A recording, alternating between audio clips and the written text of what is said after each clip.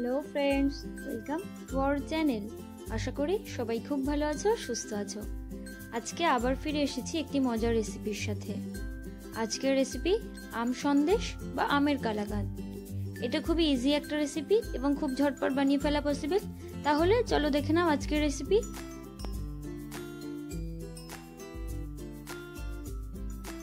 এই রেসিপিটির জন্য আমি একটা পাকা আম নিয়ে নিয়েছি এবং ভালোভাবে ধুয়ে নিয়েছি।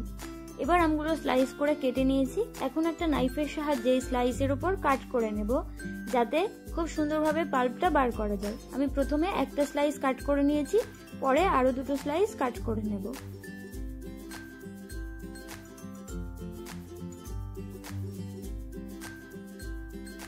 এখন এগুলো আমি মিক্সার গ্রাইন্ডারের জারের মধ্যে দিয়ে দেব এবং গ্রাইন্ড করে নেব।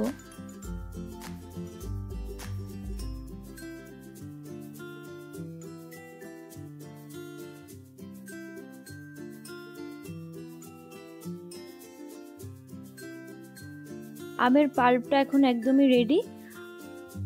আমের সন্দেশ বানাবার জন্য আরও লাগবে ছানা। আমি এখানে 200 গ্রাম ছানা নিয়ে নিয়েছি। এখন সন্দেশটা বানাবার জন্য আমি প্রথমে ওভেনে বসিয়ে দিয়েছি একটা কড়াই। কড়াইয়ের মধ্যে দিয়ে দিয়েছি 2 টেবিলস্পুন ঘি। ঘিটা একটু গরম হতেই আমি এর মধ্যে দিয়ে দিচ্ছি ছানাটুকু। যে ছানাটা নিয়েছিলাম 200 গ্রাম, সেটা পুরোটাই দিয়ে দেবো এবং একটা খুন্তির সাহায্যে ভালোভাবে নেড়েচেড়ে নেব।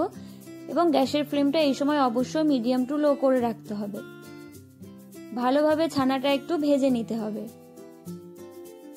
ছানাটা একটু ভাজা ভাজা হয়ে এলে এর মধ্যে দিয়ে দেব ম্যাঙ্গো পাল্প। ম্যাঙ্গো পাল্পটা দিয়ে আবারও একটু সুন্দরভাবে নেড়েচেড়ে নেব।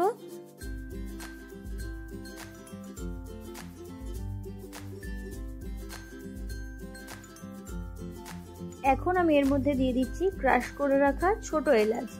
তোমরা চাইলে এখানে এলাচের গুঁড়োও ব্যবহার করতে পারো।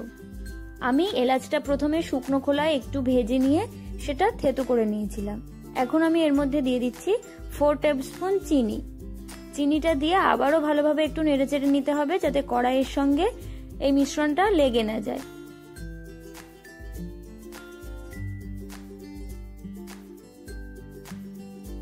দেখো, এখন মিশ্রণটা অনেকটাই ঘন হয়ে এসেছে। এই অবস্থায় আমি এর মধ্যে অ্যাড করছি 3 টেবিলস্পুন গুঁড়ো দুধ। গুঁড়ো দুধটা দিয়ে আবারও সমানে নাড়াচাড়া করতে থাকতে হবে।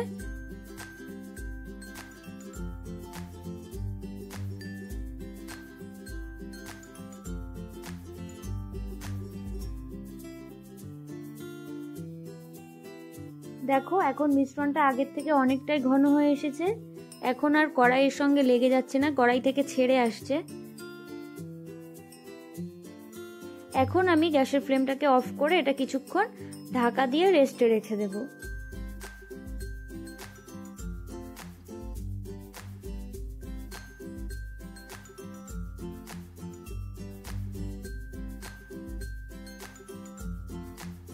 এখন একটা প্লেটে আমি এটা দিয়ে দিচ্ছি এবং খুন্তির সাহায্যে ভালোভাবে সমান করে এটা একটু ছড়িয়ে দেব।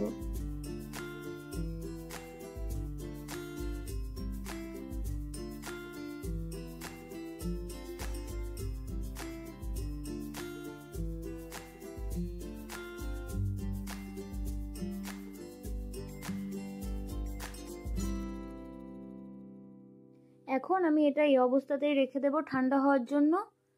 ঠান্ডা হলে এটা পিস করতে খুব ভালো সুবিধা হবে, সেই জন্য আমি এটা রেস্টে রেখে দেব। এখন আমি এর উপর ছড়িয়ে দিচ্ছি কুচনো কাজু বাদাম এবং আমন্ড। তারপর আমি একটা পিৎজা কাটারের সাহায্যে এগুলো কেটে নেব এবং মনের মতো শেপ দিয়ে নেব। আমি এখানে স্কোয়ার শেপ করেছি, তোমরা চাইলে বরফি শেপে ওগুলো কেটে নিতে পারো।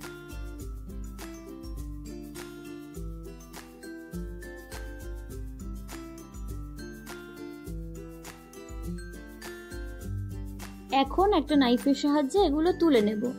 তারপর সার্ভিং প্লেটে সার্ভ করে তোমাদের দেখাবো আজকের রেসিপি আম সন্দেশ বা আমের কালাকাঁদ কেমন হয়েছে। তোমরাও একইভাবে বাড়িতে বানিয়ে টেস্ট করে আমাকে অবশ্যই জানিও। আজকের রেসিপিটি ভালো লাগলে কমেন্ট করো, লাইক করো এবং ফ্যামিলি ও ফ্রেন্ডসদের সাথে শেয়ার করতে ভুলো না। আমার চ্যানেলে নতুন হলে চ্যানেলটি সাবস্ক্রাইব করে পাশে থেকো। আজকের মতো এ পর্যন্তই। ফিরবো অন্য আরেকদিন অন্য কোনো নতুন রেসিপির সাথে। ততক্ষণ পর্যন্ত ভালো থেকো, সুস্থ থেকো। সবাইকে টাটা।